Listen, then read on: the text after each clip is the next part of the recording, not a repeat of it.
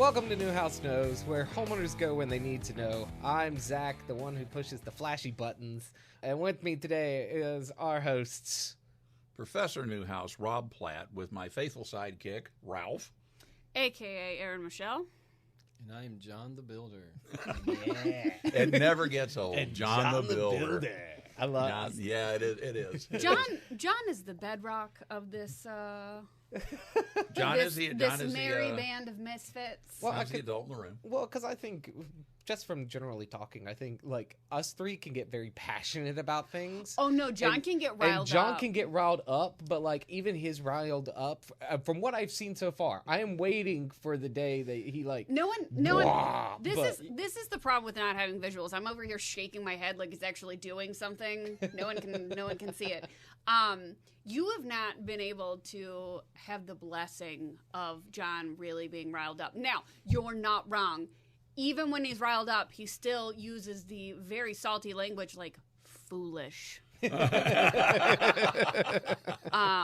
no. Now, in fairness, to give John a break, if I could only legally record our drive time conversations, like in late afternoon, he's headed home from his work, I'm headed home from mine, we'll get on the phone. He will cut loose. But his cut loose is still not the same as you and I's cut loose. That's my point. The same, but I can't say the man technically can lose his shit. He can. His rants. That's what I'm saying. But your rants are still quite enjoyable. Very much so. Very much so. So we have, well, I mean, the title of this episode will be "Let's Talk About the Elephant in the Room." Let's talk about this elephant in the room. We've released what? Seven. We'll probably be releasing like one. By the time this one comes out, we'll have 8 out. Yeah. Mm-hmm. We'll have 8 out. So we've done a couple. We've talked to people, gotten feedback. I've poked around and asked things, and we've come to realize that it's one of those. The show format needs to change a little more drastically than before. Much. Well, yeah. It needs to follow the industry we're in. Right. In other words... Not even the industry we're in, the world we're in. Well, in fairness, yeah, it is the world we're in. And guys, that is you people that are actually listening to us. I think there's 4 of you now. It's and we love you. Yeah, we do. It's 4 people awesome. that are very near and dear to our hearts. You are awesome. We need to start addressing how this really kind of bizarro world that we're living in here in the States right now, globally, but in the States specifically, how it's affecting home ownership. Well, not just home ownership. I mean, we were talking about everything like under the sun when it came to home ownership, the economy, rate, all of it. Yeah. It's gotten interesting out there. I mean, hell, I'm not a homeowner, and I'm still childcare, grocery cost. I mean, I was just talking to my ex-husband today while we were watching our very gangly, uncoordinated child play basketball, and we were talking about how, you know, we've had to cancel streaming services because they've gotten so expensive and pull back on how we pay for groceries and things that we're doing. I mean, just the whole system has gone topsy-turvy from what it was just 3 years ago. It really has. And it really has. I mean, and we can talk about what we know. Let us digress a little bit. And Zach, I think you're getting to a point, and that is talking about the challenges. I hate to say problems because that it's really true. Problems seem so insurmountable, and they're challenges. And if we're talking about problems, we'd just be talking about me the whole time. Collectively, the idea is that if we think this through, all of us, you guys that are listening to us, and what we're trying to do is help you, A, understand what the problem is, what the challenge is, what you're up against. Not just what you see, because what you see is on the surface. Understanding why it is the way it is. And if you understand why it is the way it is, we want to help you move towards decisions that can help you mitigate some of those challenges. We can't answer all of them, but we can approach some things that we deal with. And we think that housing is a really big deal. It's one of the, food, shelter, clothing, right? Those are the 3 biggies. We deal with shelter. That's one of the big things, but shelter touches everything. And cost of food touches what you can afford in your shelter and yada, yada, yada. Now we've gotten to a place where, hell, everything is stupid expensive. And I think that all of our listeners, and what we're going to talk about in a few minutes is because of the design practice, why are we qualified? That was one of the things you brought up a while ago. And before the show, guy, Zach was beating us up. He's like that. He's vicious. You have no idea what we deal with. It's frightening. You hear it in the intro that he kind of dumbs himself down and he says that, I'm just a button pusher. No, he is a slave driver and he's our sound engineer and he is our producer and he beats us when he's not recording and we're shriveling back I'm like here. A honey badger. I look cute. It is true. To me. Yeah, till you reach honey over badger gives no F's. F's. He bites you. But so that kind of gets us to what we're talking about. Not me being a slave driver, but the other part gets us to what we're talking about is like we've released 8 episodes before this. Mm-hmm. We had a very clear vision for where the show was going to go. We had a very clear idea of what we wanted to do with the show, and that was to educate people on the home buying process in a certain way and the remodeling. However,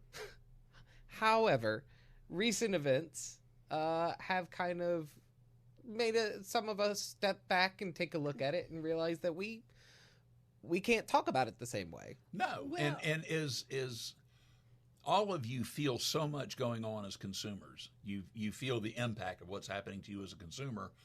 We have the alternate perspective. We're the people you buy things from, design, construction, and we have a perspective that is not unlike yours. We're just on the other side of the fence.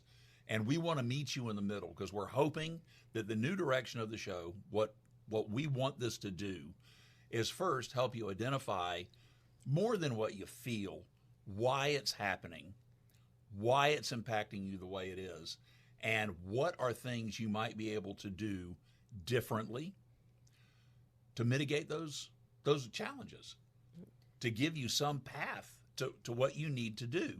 And guys, our nation, we are our nation.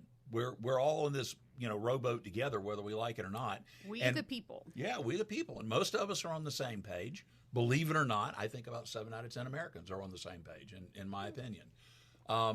We just want things to be a little better. We don't mind working hard. We don't want to work to death. We would like to have a decent dwelling for our family that's safe and efficient and affordable. We'd like to get groceries without taking out a loan. Yeah, I mean, it's just there, and so we are going to have to collectively impact those things. We're going to talk about some of the other stuff, but the big stuff we're going to talk about is your dwelling and how can we help you with your dwelling, whether it's acquiring one or remodeling one or simply just keeping it. Keeping it is a tough battle. So, you got anything you want to add to that, Zachary? Ow! I felt that one. Shot you out of nowhere. Yeah, he's just, I had to. He's got that mean look on his face again. Well, he does. He gets that scowly look. I don't think Zach actually knows how to have a mean face. Yeah, but they can't see us. It's very, I scrunched the eyebrows together. Yeah. That's how you do it. I just love it. You can paint this picture of this guy. You guys never met this guy. It's fantastic. Let the lawsuits begin. So. Hey, no, come at me. It's totally fine. Well, I mean, it's one of those we're still talking about. We got to joke about it because you have to laugh. I mean, if you don't laugh, you're gonna cry. Yep. Yeah. There's nothing you can do about it. Sobbing and rocking in the corner is just really not productive. However, I've tried, but sometimes it feels really good. But I think that's what we're trying to think of is, one of those, talk about taking action. Well, at the same time, we're also here to be like, shh, it's okay while we rock and sob together a little bit. You're not alone. Well, at this point, what we're trying to do is, we're trying to get the show to where it's manageable time-wise. We actually have a timer now that we're staring at, which is kind of cool. And we want the banner to be free because a lot of things that we're talking about right now, for example, Aaron and I have a discussion every Monday. What are we going to do with the practice this week? How are we going to address the things that we're experiencing? And that's brought us to this episode. Effectively, we've got, and as you guys know, at least I hope you know, after 7 episodes that maybe pulled off the internet now. 8. Nah, they'll stay up for a little while. They'll stay up for a minute. They'll stay up for a while. Till we shift. But as you guys know, we are residential designers. I'm a former builder. John is a current builder and long-term builder. He and I come from very similar backgrounds and how we came into the industry. But together, I believe we've got loosely about 80 years experience, which is frightening to say. There we go, giving out age. Yeah, I know. It's he is way older than me. It's true. Or at least he looks it. So, but he's not. I have a face for radio. I hate to say it. I'm the Weezer here, guys. I mean this with great love. You actually have the face of Mr. Clean. Yeah. Oh my God, I never saw before, Yeah, I but never now thought I about do. that. You are. Dude. I did cut my hair today. Oh, see Yeah, you did. I did. You did. It's There we are. slick. But we were looking at the practice this week because we're designers, and most of our work caters to middle and upper middle income clients. Those are who we normally deal with. Now there are a lot of designers that deal with others that deal with smaller projects like decks and screen room additions and that sort of thing. But we deal with larger renovations, families that are growing. They need more bedrooms, they need more bathrooms, they need more space to live. They keep making babies and keep being surprised about it. So, and they're trying to do something, with it. So we were actually, Aaron and I. A lot of them are not surprised by it. Aaron and I I sat don't think down I've ever seen you short circuit that way. I'm sorry. this last Monday, and we were doing our usual, how are we going to handle the week and clients that we've got. And this was the reality that punched us. And you would think we'd be more aware, but sometimes when you're inside looking out, your perspective gets kind of ass backwards.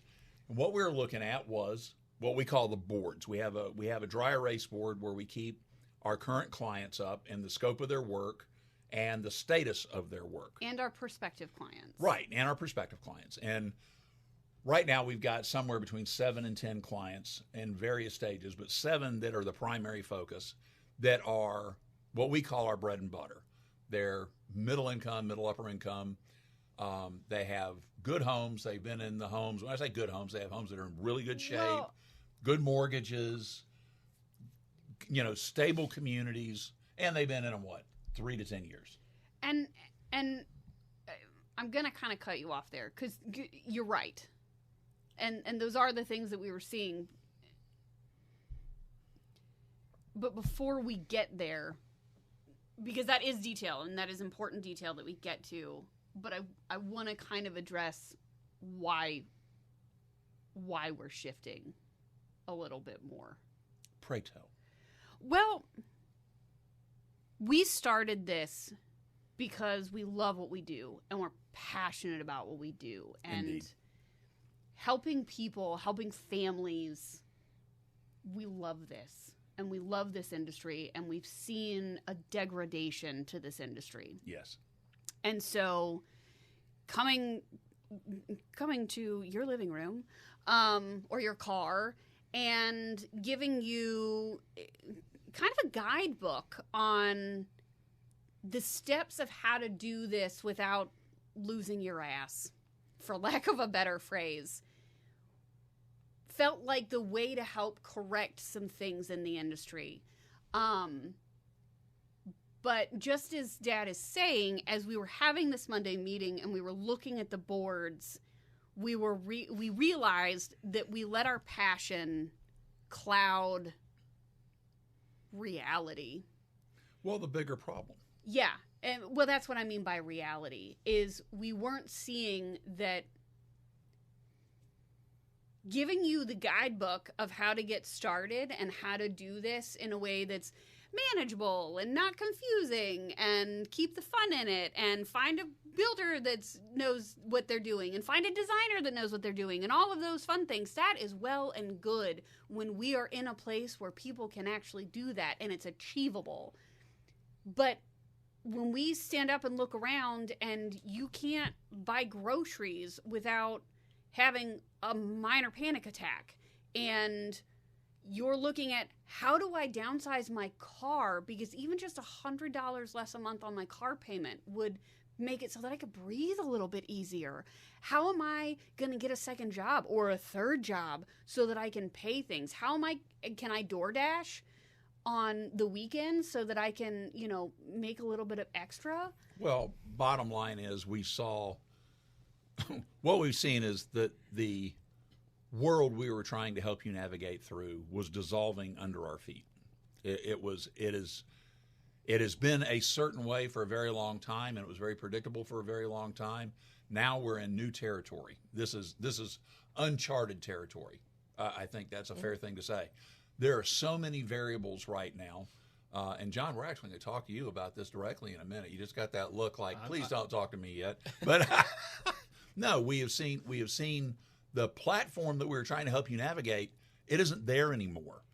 Now we're identifying how it shifted, and in light of the other things like Aaron's talking about that you're struggling with, how do you deal with this as well? We can't cover everything, guys. No, but we can cover what we know. But we realized what's the point in talking about the pipe dream if it feels like just that, a pipe dream? Whereas if we can talk about something more tangible of what is actually going on, what could actually be helpful knowledge to help you navigate some of the poop storm of what's going on right now, that maybe does make it a little bit easier. Maybe it does help you plan so that you can manage things a little bit easier over the next couple of years.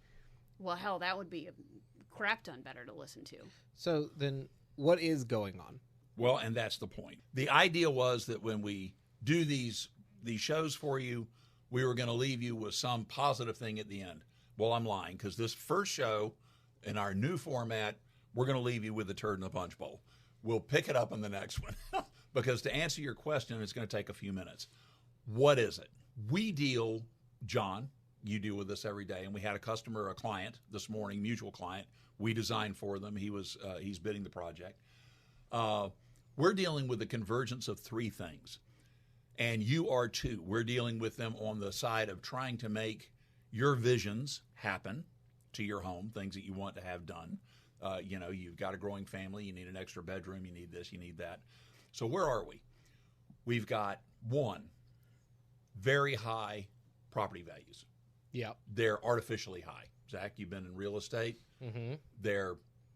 There's not a lot of rhyme or reason. You just know they're way up there. And for a while, that was exciting. It was like, I have more equity. I have more this. I have more that. I can borrow against. When it started out, it was one of those that everything was rising. Everyone was like, hey, this is great. The equity was there. Your home value can, if we continue, it won't shoot up like it is currently, but it'll continue growing. The horizon was great. Yeah, it was a sunny horizon to looking at. It's pretty. It's pretty. But these elevated values were a good thing. Mm-hmm. I have more equity. I have more buying power. I have more, that was so cool. Then comes, so we've got, keep in mind, try and keep this as a list, guys, and I know you're driving, so don't wreck. So you got this first thing, which is elevated property values. And they're massively elevated. Massively elevated. They're not sustainable. We saw it first in commercial, and now we've seen it in residential, and residential is off the chart. I mean, I just had some friends buy a $400,000 fixer-upper. Yep. Yeah, that's insane. That's just butt crazy. So we got that. And then we get higher interest rates. Now, they're not horribly higher, not like they were in, the recession in the late 70s, early 80s, where mortgages were 15, 16%. But, John, you said your first mortgage. My first was 9%. That was in the 96, I believe it was. And that was a damn good. Yeah, that was a great mortgage. You were coming out of the. But back then, property values were at a reasonable rate and construction values were at a reasonable rate. Yes, so it was okay right. that interest rates were higher. So property you could buy values, a house with a pig, a chicken, and a handshake. There you go. Well, not everybody's from Hickory. Now, wait a minute. Some of us bought our houses with cash. We had cash. We just didn't put it in the bank because we don't trust them. There you go. We just stuff it in our mattress. We just stuff it in the mattress and the pillowcases. So property values were lower, but interest was higher. But now we've got, I'm talking on my hands, you're going to have to look, guys. So now we've got higher property values and higher interest at 7-8%, right? Recipe for disaster, yes.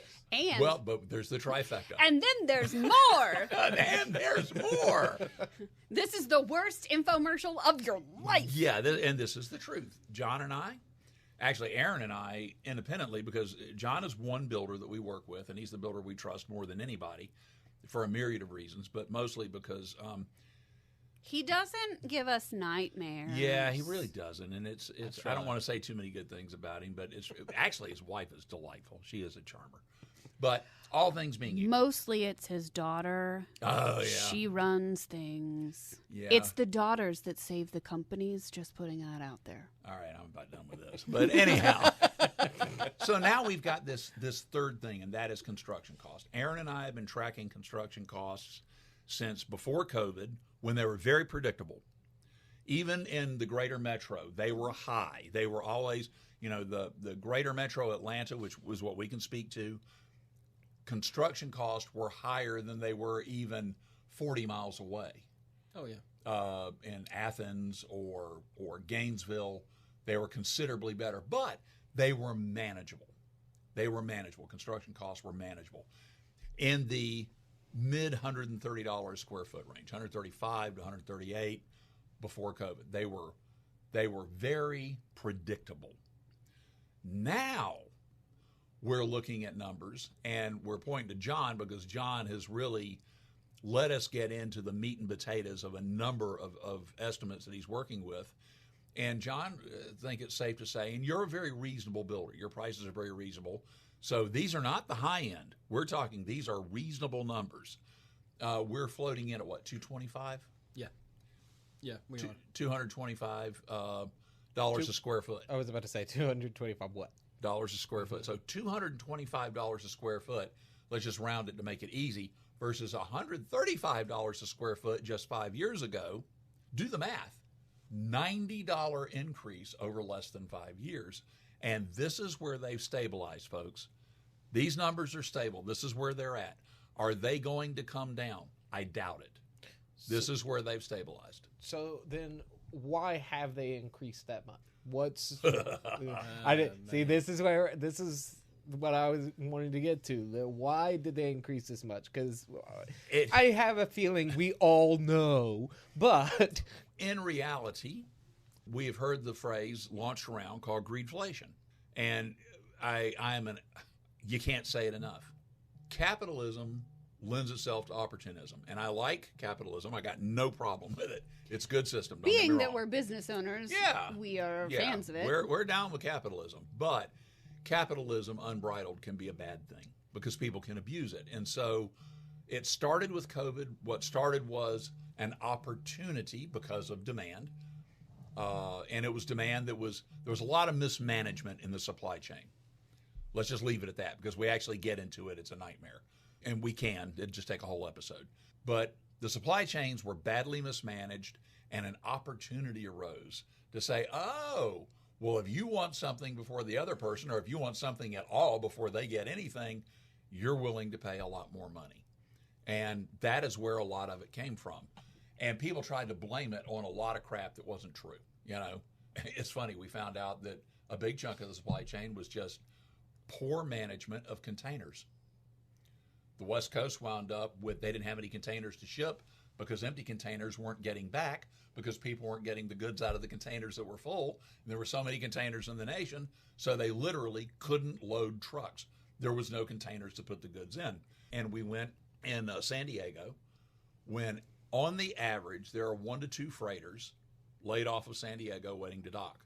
At the peak of the supply chain nightmare, there were 64 freighters anchored off of San Diego. what was that ship that got beached that caused a huge fuss a few years ago? What was that? I can't remember the name of the ship, but it got stuck in the canal. Yeah, And it backed with everything a little- up. That was the SS Minnow, wasn't it? It had the skipper and Marianne. That's and, right. Yeah.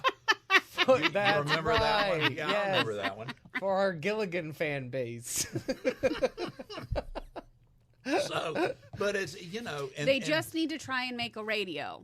but this sort of thing happened, and costs got elevated, and in our system, things that go up don't necessarily have to come down because the market is constantly testing what you, the listener, if you are, all 4 of you, if you guys are paying attention, what is your tolerance to pay? And they keep testing, what is your tolerance to pay? John, how often do you get a note from one of your suppliers that says, surprise? Let's see. I just got one. What was it? 3-4 weeks ago. Yeah. I think I shared that with you. Yeah. So, Talk about the detail of that one a little bit. okay. So the detail on that one was the letter basically said that roofing materials were going to go up anywhere from 5 to 8%. Now, I don't know if that's across the board with every company I buy from, but from this specific one, they said it would, and they have been sending me. I don't know. I think we've been averaging at least 3 letters, a year from this one distributor. Just them. Now, concrete plants, companies, that's another situation where I usually average about 2 a year right now. So you're getting at least an increase a quarter Oh, yeah. between all your various. Yeah. It just In depends on who it is and what it is. In 2019, what was your average cost per square yard, cubic yard of concrete? Oh, wow. In 2019? Yeah, 2019. We were paying 110, I believe it is. 110 a yard. Anywhere from 105, 110 a yard. And now currently we are paying 190. Now in the big crash, 08, That is 190. Yeah. Yeah, 190. Now, if I was, a concrete company out there, they're probably paying a little less because that's all they do. Yeah. Now, me, I'm hit and miss with concrete, so that's what I pay. Now, you as the consumer out there, you just call up one of my concrete guys that I deal with, you're going to pay about $30 more a yard. Because just like anything else, it's, I'm equating this to, say, Costco. The more you buy in bulk, the better value you get. Right. So that's why somebody off the street is not going to get as good a price as you get because you're technically buying more bulk than they are, which is, again, why somebody who solely does concrete on a heavy regular basis, they're going to get a slightly better cost than you because they're buying an even bigger bulk than you are. Yep. And then I remember during COVID, when we knew these shortages were coming, one of my drywall guys, he filled up his warehouse. He filled it up, floor to top, with that, drywall, mud, tape, all of it, because he heard there was a shortage coming. So he got it. Well, he helped create the shortage. Yeah. Well, yeah. That's the problem. You took the words right out of my mouth. I don't know if you guys remember, but with the lumber shortage, it came out that there were a bunch of dudes, rich assholes, that bought up a bunch of lumber, shoved it into warehouses, helped drive the price up. Then they sold it for high prices. They did it on purpose to drive up the market, and they made bank. Well, I mean, that's going across the board, right? Yep. Precisely. We're definitely seeing that in all walks, not just construction. It's not just construction. No, it's not. It's one of those that people are they're playing with things right now, and the problem is they're playing with things that people need to survive. Well, and that's something that maybe a lot of people haven't paid attention to because they're not nerds like me. But within the last 4 or 5 months, there was actually a judgment that came down with the egg industry, and they lost because they found out that they were selling eggs overseas during Easter time on purpose to drive up the cost of eggs because they knew people were buying more eggs at Easter because they knew they were going to dye them and do Easter egg hunts and all of that stuff. They were artificially increasing the cost of eggs around Easter time on purpose about 5 or 6 years ago, and they finally reached a judgment in that case, and they lost. So if they were doing that 6 years ago, I guarantee you the markets are doing that now. So here we are. We're pretty much at the end of today's episode, and we are leaving you with gloom and doom. But the idea is this: you are now in a reality, which you know. But let's talk about the elephant in the room. Let's identify it. And in our next session, we're going to talk about things you can do, things we can do. But truth be known, you're dealing with high construction costs that are not going to come down, not much, if at all. You're dealing with high interest rates that are going to come down some. I think at this table we think they may settle in at 5% or so in a year, maybe. Maybe. But that's about it. So you're done with that. And we're dealing with very highly inflated property values, and those have a life of their own. Mm-hmm. And unfortunately, they don't come down because Without we will pain. it down. They come down with pain. Somebody has to lose the equity. And so that is the next thing we're looking at. So in that market, where we are, what are we going to do? Well, we can whine about it, we can wring our hands, we can cry in the corner, or we can start doing something about it collectively. We can recognize it and start looking at things we can do to mitigate it and take advantage of the fact that we are Americans, we vote, we have a say, but there's going to be some skin in the game and we all have to put it in. Oh, wow. At some point in time, we're going to get into the whole voting thing, too. But Yeah. There's no some point. I mean, that's basically going to be the subtext of every freaking episode. Pay attention. I don't care. I mean, I do care, but I don't care at the same time. Be informed. Be informed and go vote. Go stand in a booth and bubble in a name. But listen to us, listen to other people, pay attention to what's going on, pay attention to the platforms that people are spouting, and not just what they're spouting publicly. What are they voting for? What are they doing behind closed doors? What are they doing about this crap? Pay attention. Yeah, I'll leave you with one thing. There's a divine proportion. You have 2 ears and 1 mouth. Pay attention. Listen. Be informed. And then speak. Well, I think that's where we're going to end it today for this one. On that cheerful note, you're listening to Nuhaus Knows, where homeowners go when they want to get depressed. But you're doing it with company. There you go. Where homeowners go when they need to know. Hey everyone, a lot of information in this one. So, it's me, Zach, just coming to let you all know that yes, with the format change, we are going to be taking down some of our old episodes. It's especially the ones that at the beginning where the audio wasn't that great. So we're going to be taking those down and we're going to be rebooting the show as is. With the older episodes, we may have them stored away and release them at a later time. But right now, since we're taking such a drastic change in how we're going to be doing things, we wanted to make sure that we really refresh the show and just hit reboot. As always, we wanted to thank you all for taking a listen, and thank you all for sticking with us, and hopefully this new format speaks to you all. Share it with your friends. Tell everyone. Let everyone know that Nuhaus Knows is where homeowners go when they need to know. Thank you all for listening. Bye!